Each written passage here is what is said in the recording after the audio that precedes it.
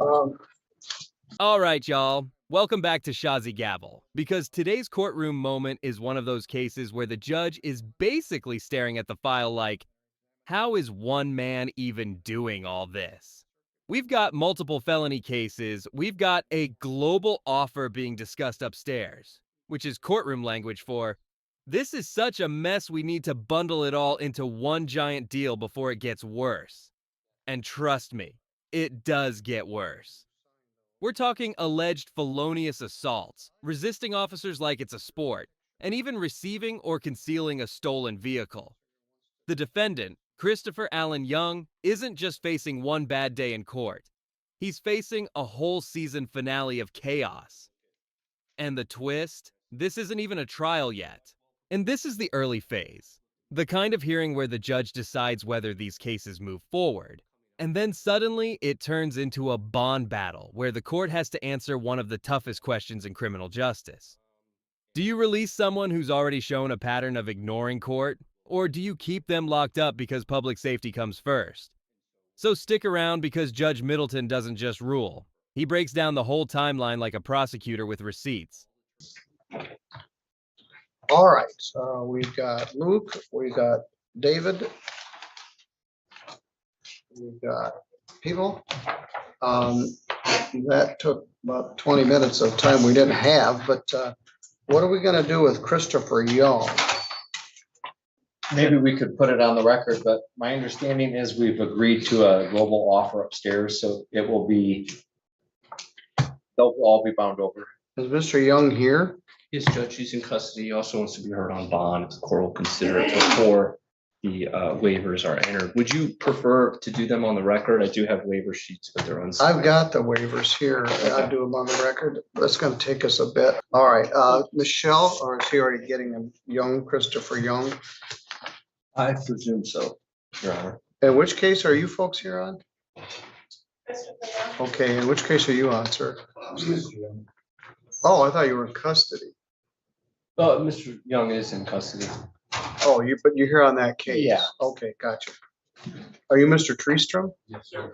You got to deal with your circumstance. You have an open warrant for your arrest for a domestic assault earlier this. Okay, pause right there. Did you catch what just happened? We're not even fully settled into court, and the judge catches someone sitting there with an open warrant. That is wild. This is why courts always feel like a chessboard, because the judge is juggling multiple defendants, multiple attorneys, and then suddenly, oh, by the way, you're wanted. And notice how Judge Middleton reacts. Not angry, not shocked, just straight business. Because in court, an open warrant isn't a suggestion, it's a flag on the play. It means the court already made a decision that the person failed to handle. Now here's the real takeaway. This moment sets the tone for the whole hearing. Courtroom accountability. This judge is not here for excuses, delays, or games. Engagement question. If you were sitting in court and the judge suddenly said you had an active warrant, would you freeze, lie, or try to talk your way out of it? Because I'll be honest, most people wouldn't even be able to breathe right. Month. So don't let him leave.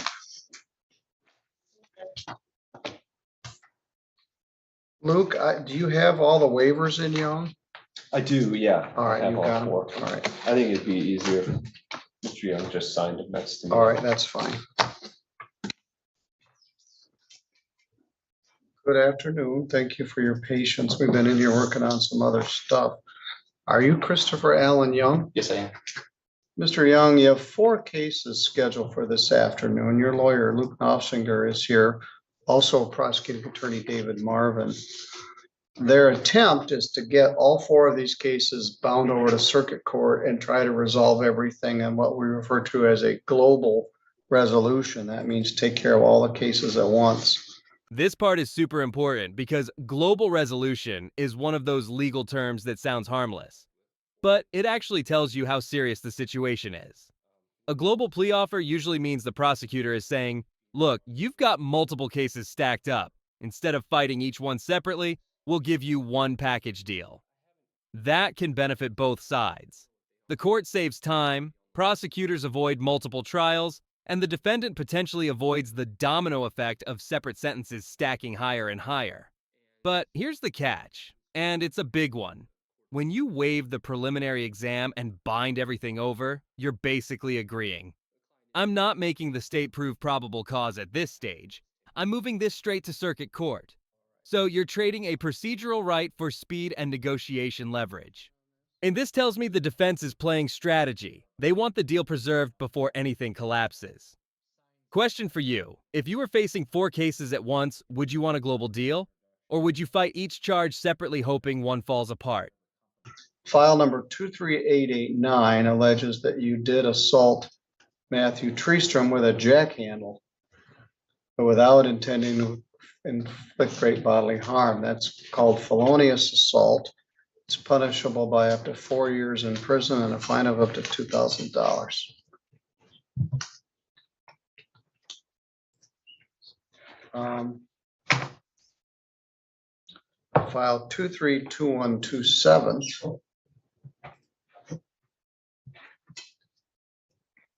It is alleged that on or about May 1st, you maliciously or injured a car that belonged to Jamie Pierce. It's worth more than $1,000 but less than $20,000. That's a 5-year felony. And then they allege that you assaulted Andrew Chupp and Matthew Treestrom with a car, known as felonious assault, a 4-year felony. In file number 231473, which is alleged that just this month in August, that you did resist or obstruct Steve Dibble, Matt Kilburn, Eric Piper, and all from Three Rivers, and for good measure, Matt Mellinger from the Sheriff's Department and Jason Sylvester from the Michigan State Police. I don't know if I've ever had a case where someone resisted, obstructed Trooper Sylvester, but Judge Middleton right here is doing something that great courtroom judges do. He's injecting just enough humor to keep the room human, while still letting you know the severity. Because let's translate this into plain language. The defendant isn't accused of resisting one officer in some quick scuffle. He's accused of 5 counts of resisting/obstructing, including Sheriff's Department personnel and Michigan State Police. And legally, resisting and obstructing is a huge deal because courts view it as an attack on the system itself. It's not just, I didn't want to get arrested. It's, I interfered with law enforcement doing their job. And the judge mentioning Trooper Sylvester like that, and that's courtroom shorthand for, you fought the wrong dude. This also signals something else. The judge already suspects this situation was volatile, maybe prolonged, maybe messy. And when a judge hears multiple officers involved, the public safety alarm starts ringing. he's a big guy and he's got a real good disposition. Anyway, 5 counts of resisting or obstructing a police officer. And then the last one, file 231274, it's alleged that you did receive or conceal a stolen Chevy Silverado that belonged to Michael Gifford, and that you lied to a police officer. The RNC as a 5-year, lying to a police officer is a 2-year high court misdemeanor. You do have a right to a preliminary examination in all of these matters, and I think we got a whole bunch of witnesses here. I saw a bunch of cop cars outside, and I saw Trooper Sylvester and Officer Dibble and some other guys coming in at the end of lunch. You also have a right to waive the preliminary examination in these matters and have the matter bound over to circuit court, where they can all be negotiated as part of a total global plea. So let me read you this. I think we shared this with you, but let's do it on the record. I, Christopher Young, understand I have a right to employ an attorney. I may request a court-appointed attorney if I'm financially unable to employ one. I have a right to a preliminary examination where I must. This right here is the moment most viewers skip past, but it's actually the legal turning point of the entire hearing. When you waive your preliminary exam, You are giving up the early opportunity to force the prosecution to show their evidence and witnesses under oath at this stage. That hearing is often where defense attorneys poke holes, lock in testimony, and sometimes even get charges reduced early.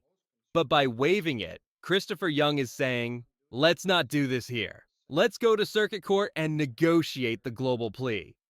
That means two things. The defense thinks the deal is worth it. They may not want testimony coming out right now that could make the judge even less sympathetic on bond. And notice Judge Middleton's caution. Once I sign these, I lose jurisdiction. That's the judge reminding everyone. This court is about to hand the whole mess over upstairs, so speak now. This is courtroom strategy in real time, and it's tense because now the next fight becomes bond. Be shown that a crime was committed and probable cause exists to charge me with the crime. I voluntarily waive my right to a preliminary examination. Understand that I will be bound over to the circuit court on the charges in the complaint and warrant. Is that what you wish to do on each and every one of these cases?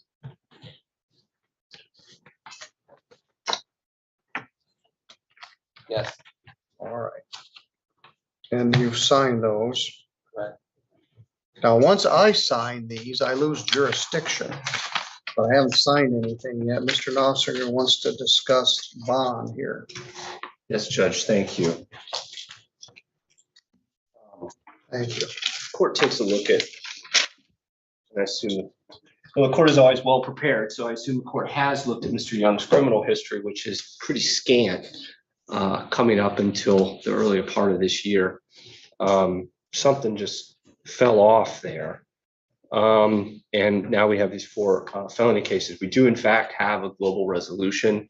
And so we're waiving over with that to preserve that plea offer. Part of that plea offer too is compliance with all the terms of bond, including no contact with any and all of the complainants and the victims in the cases. And then also no other criminal activity and appearing in all further court hearings. The court considers the bonds what they are set at here, and the court has to take into consideration the severity of the charge, the public safety, and then also the defendant's record of appearance. Mr. Young very clearly says to me he did miss a hearing because he knew that he had a warrant. He realizes now, and he wants to take advantage of the plea offer that he wants to, that he would comply with the terms of bond. I know that some of the bond fee, 20,000, pretty substantial bonds. He does have strong ties to the community. He'd be living there at River Drive. I'm not going to say the street address exactly. There in Three Rivers with a friend. He does have several children that he had contact with before his incarceration in Jackson. He was employed up until being incarcerated. He's been incarcerated now for several weeks. And I haven't scored his guidelines. I don't know what they are, but I think he's going to be on the light side in terms of PRVs, given his criminal history.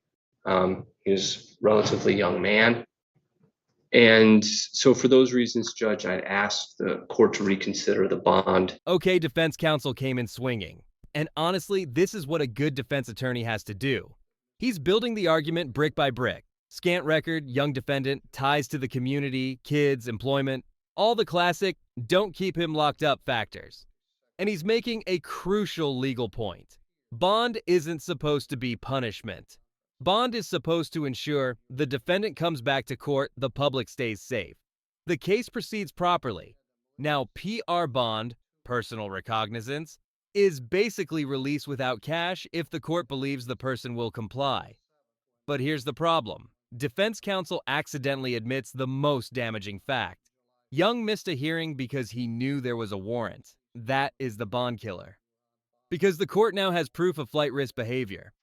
Not, oops, I overslept. More like, I didn't show up because I didn't want consequences. Engagement question, would you ever trust someone with PR bond after they admit they dodged court on purpose? Or would you say, nope, cash bond it is?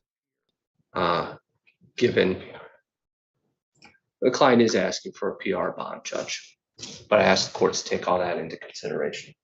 All right. Mr.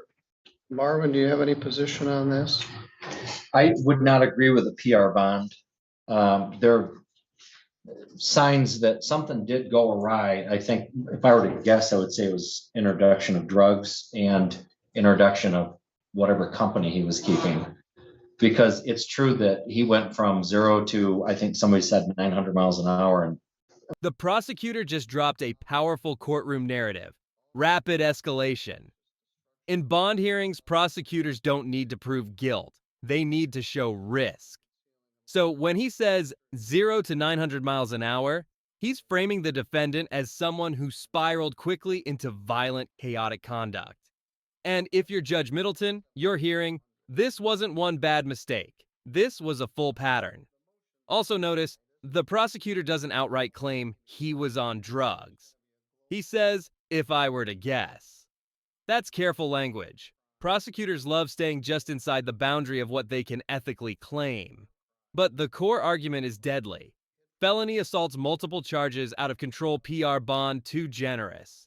In other words, Judge, if you let him out, we're going to see him again.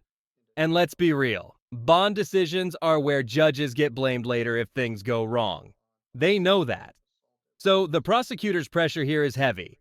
Public safety and credibility of the court system are on the line. a matter of weeks. And he racked all this up. But this was out of control. And 3 of these cases, we have felony assaults.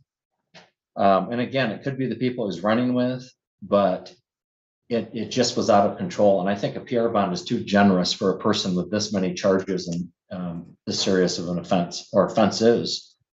I don't have a problem if it's relaxed a bit, but there's got to be some kind of something more than a PR.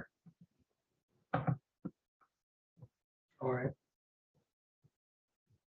One of the complainants, Matthew Treestrom, has an open warrant for assaulting Taylor Young. So I think part of the issue is you have 2 men seeing the same woman. And that led to some of this conduct. That's my sister. Judge, I think that's his sister. His sister, all right. Then I'm not sure what this is about, but he certainly did go from 0 to 900. He was on bond on some of these when he committed the others. And what causes me the most concern is this fighting with all the on-duty police officers at the same time. Your Honor, to be clear, that was hiding away in an attic of an apartment. It was about a 45-minute standoff that included chemicals to try to drive him out. Yo. Did the defense just casually say there was an attic hideout and a standoff with chemicals like it was a minor footnote? This is the kind of detail that completely changes the judge's mindset. Because now this isn't guy got into trouble. This is operational resistance. A 45-minute standoff means officers had to coordinate, contain, and possibly call additional resources. And when chemicals are mentioned, that's terrifying because now we're talking about potential risk to officers, the building innocent residents, even the defendant himself.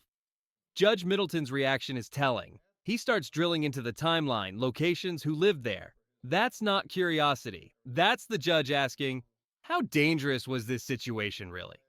And it also explains why a bunch of witnesses and cops were present. And they weren't there for show. This could have turned into a full incident. Engagement question. If you were a judge and heard standoff plus chemicals, would you even consider lowering bond? Or would that be an instant no? All right. Well, So at the River Drive Apartments. Yeah. So they nuked, wasn't there? Riverside. Riverside, yeah. Riverside townhouses? Yes, Whose apartment was it? Amanda's. Amanda. I don't know what I said. So they nuked the whole building so on April Just the attic. 8th, you allegedly assaulted Mr. Treestrom with a tire iron. You got arrested on June 18th. and you posted bond on June 22nd. Then you failed to appear for your pre-exam conference. So you were AWOL on that bond. Before, then you had the malicious destruction and 2 counts of assault, May 1st. And you got arrested on August 7th when they arrested you for failing to appear on the other case. On July 5th was the RNC stolen vehicle. You were on bond AWOL at the time that occurred.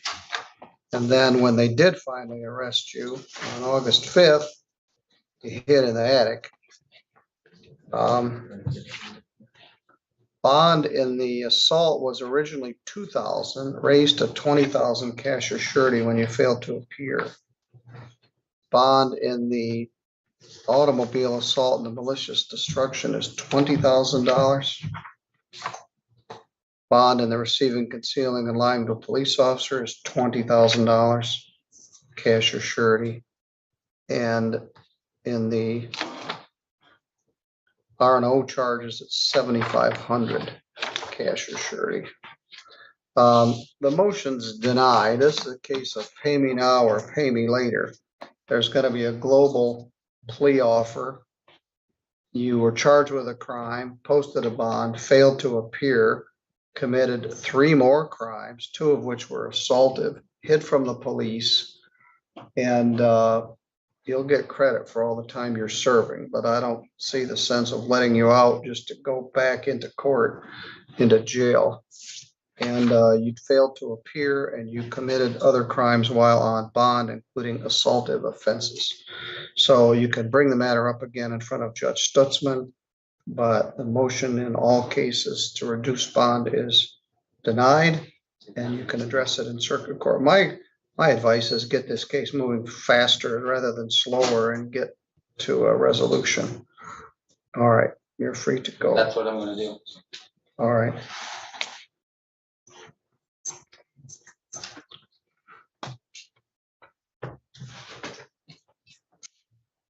So, next couple please.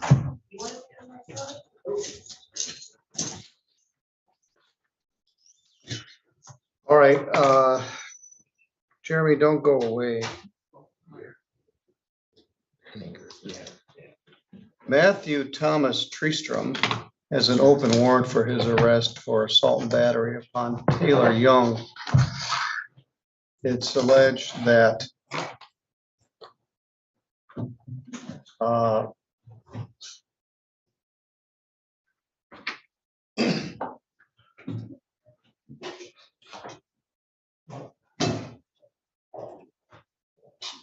on or about that date, you were in the city of Three Rivers, and the callers indicated you were punching her, throwing her down on the ground. The neighbors called the police. I don't want both of them back in the lockup at the same time. I want you to take him before you take him. You're going to be arrested for assaulting Taylor Young on June 27th. Who is Taylor Young to you? I did Taylor for a while, but I did not assault her. All right, well, that's the allegation. Right, So, the day before she was. all right, don't say any more about it. I don't want you to jeopardize your rights. But I guess several neighbors called in. Some tweakers fighting might be killing a female. Oh boy. Anyway, it's an assault charge, and you're going to get arrested, lodged, booked, fingerprinted, then you can post a bond, and then we'll see where we go from there. But it's an open warrant. I'm not going to just do a court arraignment on a domestic assault. So as soon as they get him out of there, they'll take you over to jail. All right. I'm not worried about the whole right thing. It was the day before was Miss Taylor had called me. All right, well, I don't, again, I appreciate that, but I don't want you to get sideways and say something maybe your attorney wouldn't want you to. I'm not, I'm very sure of it. All right. But she was held up by Mr. Cook, Brandon Cook with a gun. And then we had talked to the cops that night about, her being assaulted by him. All right. She in turn was trying to pin, her being hands put on by him on me. All right, well, we'll sort it out. I didn't issue the warrant, the prosecutor Yes, sir. did. But we'll see where this goes. And there it is. Judge Middleton drops the hammer, and honestly, his reasoning is exactly what appellate courts love to see. Clear, structured, fact-based. He lays out the entire timeline like a documentary narrator. Alleged assault to bond posted failed to appear to warrant more crimes committed while on bond stolen vehicle allegation, while AWOL, resisting/obstructing with multiple officers hiding in an attic during a prolonged standoff. That's not just a bad look. That's a pattern of disregard for the court system. And bond is fundamentally about trust. If someone repeatedly shows they won't follow bond conditions, the judge has one job: protect the public and protect the integrity of the court process. So the denial here is a signal. You've already proven you can't be trusted on release. Then we transition to Matthew Thomas Traum, and the irony is insane. The complainant from earlier apparently has an open warrant too, which tells you this whole situation is messy, volatile, and full of conflict. Final takeaway. Judge Middleton sends Christopher Young's cases up to